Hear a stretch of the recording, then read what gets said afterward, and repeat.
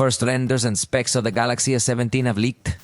The upcoming budget-friendly cell phone from the South Korean brand. These renders display a minimalist design featuring flat edges and a drop notch, yet the back cover style is more like Samsung's premium models, with a now slightly elevated capsule-shaped camera module. Nonetheless, the bezels appear to be quite thick and noticeable, particularly at the bottom, staying consistent with what Samsung typically offers in their entry-level range. The info states there will be 2 Galaxy A17 versions, a 4G model, seen on Geekbench with a MediaTek Helio G99 processor, which has been extensively used in the entry-level range, accompanied by 4 GB of RAM. Additionally, there will be a 5G model available, which would be more powerful. The latest reports suggest that this 5G version would utilize the Exynos 1380 chip, featuring 8 GB of RAM, a 6.7-inch AMOLED screen, and a 3-camera system on the rear.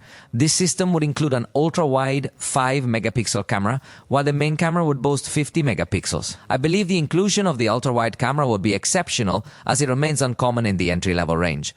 Furthermore, it would come with a 5,000 mAh battery, with a 25-watt charging capability. This particular model is anticipated to be announced at a price point below $200. However, keep in mind that a leak is not an official presentation. It's just to spark a bit of discussion. So feel free to let me know in the comments what you consider more crucial in an entry-level device, having 5G connectivity or having more RAM.